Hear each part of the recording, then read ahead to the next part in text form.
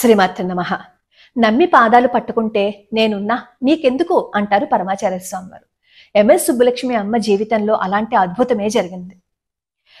అద్భుతమైన గాత్రానికి మారు రూపం ఏదైనా ఉంది అంటే అది ఎంఎస్ సుబ్బలక్ష్మి అమ్మ. ఈ రోజు ఎంఎస్ సుబ్బలక్ష్మి అమ్మ పుట్టినరోజు. ఆవిడ జీవితంలో జరిగిన ఒక అద్భుతాన్ని ఈ రోజు మనం తెలుసుకుందాం. తెలుసుకునే ముందు పరమాచార్య స్వామి వారి పాద పద్మాలకి నమస్కరిస్తూ వీడియోలోకి వెళ్ళిపోదాం. ఐక్యరాజ్య సమితి ఆవిర్భావం జరిగిన తర్వాత ఐక్యరాజ్య సమితి సభ్య దేశాల నుంచి ఒక్కొక్క దేశం నుంచి కళాకారులు ఒక్కొక్క సంవత్సరము పాటలు పాడుతూ ఉంటారు అన్నమాట, కచేరీ ఇస్తూ ఉంటారు. అలా 1966లో ఐక్యరాజ్య సమితిలో కచేరీ ఇచ్చే అవకాశం ఎంఎస్ సుబ్బలక్ష్మి అమ్మకి వస్తుంది. ఎంఎస్ సుబ్బలక్ష్మి అమ్మ సదాశివం గారు పరమాచార్య స్వామి వారి ఆశీస్సులు తీసుకోవడం కోసం కంచి వెళ్తారు. అక్కడ పరమాచార్య స్వామి వారి ఆశీస్సులు తీసుకుంటారు. అప్పుడు పరమాచార్య స్వామి వారు చెప్తారు, సదాశివం, సుబ్బులక్ష్మి అక్కడ ఒక పాట పాడుతుందా, నేను ఒక సంస్కృత శ్లోకం రాసిస్తాను, పాడుతుందా అక్కడ అని అడుగుతారు. వెంటనే సదాశివం గారు అంటారు, స్వామి మీరు ఆజ్ఞాపించాలి, అది మా అదృష్టము అని చెప్పి అంటారు. తర్వాత పరమాచార్య స్వామి వారి ఆశీస్సులు తీసుకుంటారు. తీసుకున్న తర్వాత రాజాజీ గారి దగ్గరికి వెళ్తారు. రాజాజీ గారు కూడా వీళ్ళకి కుటుంబానికి ఆప్తులు అనమాట.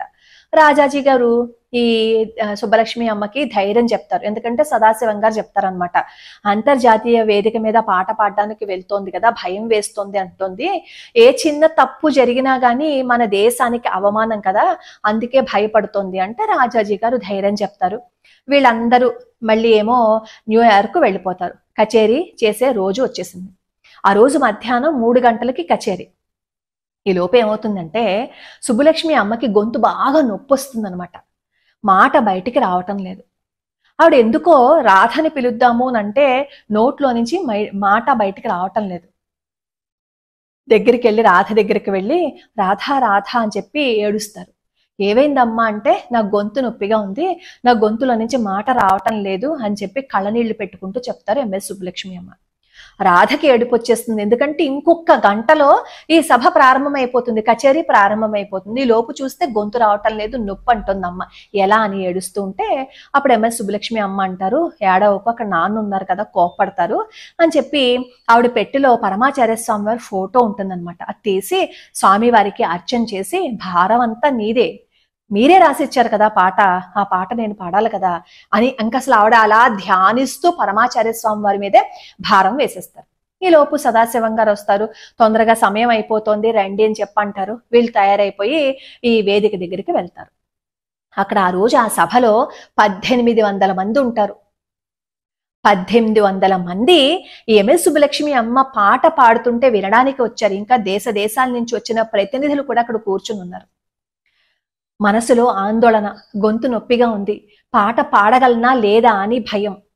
అక్కడ కూర్చున్నారు. ఈలోపు ఎంఎస్ సుబ్బలక్ష్మి అమ్మ పాట పాడతారు అని అనౌన్స్మెంట్ కూడా చేసేశారు.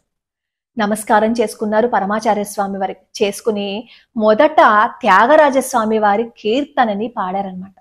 ఆవిడికి తెలియకుండానే అత్యంత మృదువుగా, అత్యంత అద్భుతంగా, ఇంకా భక్తి భావంతో ఆవిడ పాట ఆవిడ నోట్లోంచి వచ్చిందేమో అనిపించినట్లుగా అద్భుతంగా పాట పాడితే ఆవిడ పాడిన పాటని అక్కడున్న సభ్యులందరూ విని అసలు ఆ ఆడిటోరియం అంతా దద్దరిల్లిపోయేలాగా చప్పట్లు కొట్టేశారు. అలా 1 గంట సేపు ఆవిడ గాత్ర మాధుర్యం అలా కొనసాగుతూనే ఉంది. రాజాజీ గారు ఇచ్చిన పాటని కూడా పాడేశారు. అందరూ అలా కూర్చున్నారు. చివరిగా కంచి పరమాచార్య స్వామి వారు ఇచ్చిన మైత్రీం భజత ఆ పాట పాడుతుంటే అక్కడున్న 1800 మంది ఆ పాట పాడేసిన తర్వాత ఆడిటోరియం దద్దరిల్లిపోయేలాగా చప్పట్లు కొట్టి, మేము ఇంతవరకు ఎన్నో కచేరీలు విన్నాం, ఎన్నో పాటలు విన్నాం, ఇంత అద్భుతమైన పాటని వినలేదు, ఇంత అద్భుతమైన గాత్రాన్ని మేము వినలేదు, ఇంకా వినబోమేమో కూడా ఇంత అద్భుతమైన గాత్రాన్ని అని మెచ్చుకుంటారు. ఆవిడ సంస్కృతంలో పాడారు పాట. రాజాజీ గారు ఏమన్నారు, అక్కడ అందరూ తెలుగు అర్థం చేసుకోలేరేమో, సంస్కృతం అర్థం చేసుకోలేరేమో, ఇంగ్లీష్లో పాట రాసిస్తాను అని అన్నారు రాజాజీ గారు. ఆయన ఆత్రం అయింది. కానీ అంత అద్భుతమైన అర్థంతో రాసిచ్చిన పరమాచార్య స్వామి వారిచ్చిన ఆ పాటని ఈ ఎంఎస్ సుబ్బలక్ష్మి అమ్మ పాడితే దేశ విదేశాల నుంచి వచ్చిన ప్రతినిధులందరూ చప్పట్లు కొట్టేశారు. ఇప్పుడు చెప్పండి, అది అద్భుతం కాదా? గంట క్రితం వరకు ఎంఎస్ సుబ్బలక్ష్మి అమ్మ గొంతు నొప్పి, విపరీతమైన నొప్పి, 5 గంటల సేపు నిర్విరామంగా పాటలు పాడారు అక్కడ. పాడగలరా అలాగా? ఎవరైనా అంత అద్భుతంగా చేయగలరా? అంత గొంతు నొప్పితో, మాట కూడా బయటికి రాని స్థితిలో. అంత అద్భుతంగా అందరూ మెచ్చుకునేసరికి సదాశివం గారు అంటారు, నోట మాట రావటం లేదు అని. అప్పుడు రాధ చెప్తుంది, అవును నాన్న, అమ్మ నోట మాట రాలేదు అని. నేను అదే చెప్తున్నాను, నోట మాట రాలేదు, అంత అద్భుతంగా జరిగింది అని చెప్పంటే అసలు విషయం రాధ అప్పుడు సదాశివం గారికి చెప్తుంది. సదాశివం గారు ఆశ్చర్యపోతారు. పరమాచార్య స్వామి వారికి నమస్కారం చేసుకుంటారు. అది పరమాచార్య స్వామి వారు అంటే. మనం భక్తిగా ఆయన పాదాలు పట్టుకోవాలే గాని ఏ కష్టం నుంచి అయినా సరే ఆయన బయట పడేస్తారు. ఇది నేనేం కల్పించింది కాదు, కావాలి అంటే మీరు నెట్లో కొట్టి చూడండి, ఒకసారి మీకు వస్తుంది. ప్రపంచ దేశాలన్నీ విస్తూ పోయేలాగా ఆవిడ పాట పాడారు.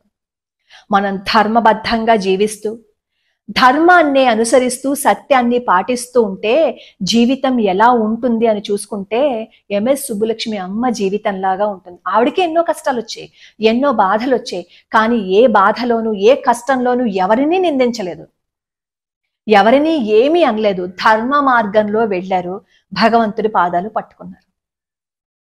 భగవంతుడి పాదాలు పట్టుకుంటే అలా ఉంటుంది జీవితం. ఈరోజు ఎంఎస్ సుబ్బులక్ష్మి అమ్మ పుట్టినరోజు సందర్భంగా మరొక్కసారి ఆవిడ గురించి తలుచుకుని పరమాచార్య స్వామి వారి అనుగ్రహాన్ని కూడా పొందటం మన అదృష్టంగా భావిస్తూ, లోకా సమస్తా సుఖినో భవంతు, సర్వే జనా సుఖినో భవంతు.